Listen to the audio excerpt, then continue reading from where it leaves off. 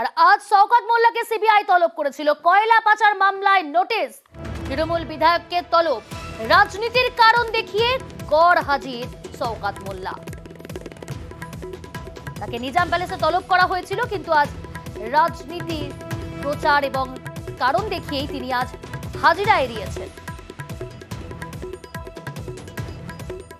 Shawkat মোল্লাকে CBI নিমন্ত্রণ পত্র পাঠিয়েছে। আবার আপনারা যাকে বারে বারে ডাকেন তিনি সিবিআইয়ের মতো অর্গানাইজেশনকে বুড়ো আঙ্গুল দেখাচ্ছেন। আপনাদের উচিত ও যেখানেই থাকুক চুলের মুঠি ধরে তুলে নিয়ে গিয়ে গারদের মতো পড়া। যদি এটা করতে পারেন সিবিআইয়ের সুনাম বৃদ্ধি পাবে এবং সাধারণ মানুষ সিবিআইয়ের প্রতি কৃতজ্ঞ থাকবে। আমি যাদেরকে প্যাকেট করবে বলি প্যাকেট হয় তারা।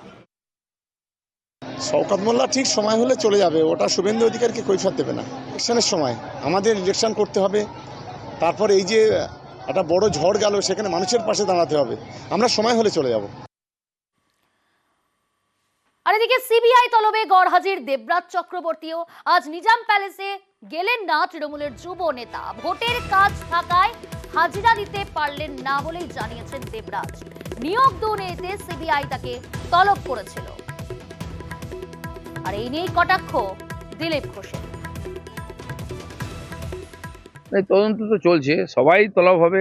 ইলেকশনের পরে আরো তাড়াতাড়ি ডাক পাবেন, তাড়াতাড়ি চা খাওয়ার সুযোগ পাবেন, অনেকে ভেতরে যাওয়ারও সুযোগ পাবেন। প্রধানমন্ত্রী বলে গেছেন তদন্ত এগোবে 4 তারিখের পরে, তার জন্য যেন টিএমসি নেতারা প্রস্তুত থাকেন।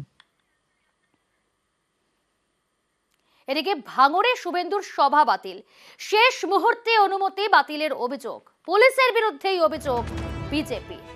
ভাঙড়ে শুভেন্দু অধিকারীর সভা বাতিল, পুলিশের বিরুদ্ধে অভিযোগ তুললেন বিজেপির নেতৃত্বরা। শেষ মুহূর্তে একেবারে বাতিল করা হয়েছে, অনুমতি দেওয়া হয়নি। ভাঙড়ে সভা করার কথা ছিল শুভেন্দু অধিকারী। আমরা নির্বাচনের শেষ প্রচারে এখানে একটি মাঝারি মাপের সভা 4-5 হাজার মানুষকে নিয়ে করতে চেয়েছিলাম। তার যা নিয়ম নীতি আছে 26 তারিখ মাঠের এনওসি নিয়ে এই মাঠে আমরা সম্পূর্ণ অ্যারেঞ্জমেন্ট করেছি। আজকে বেলা 11টার সময় যখন আমরা সব জায়গায় দিয়ে দিয়েছি যে at 3 PM আমি এখানে একটা মিটিং অ্যাড্রেস করব ভাঙড়ে। আপনার পুলিশের অবজেকশনটা দেখুন যে তৃণমূলের নাকি 100 মিটার দূরে সভা হচ্ছে। আমি তো ওদিক দিয়েও এলাম, আপনারাও এলেন, কোনো নাম গন্ধ কিচ্ছু নেই। সর্বত্র পুলিশ যেন আমাদের ট্যাক্সের টাকার বেতন পায় না, আর পুলিশের যেন উপর মহলের দায় পড়েছে তৃণমূলকে বাঁচানোর এবং ভোটে জেতানো।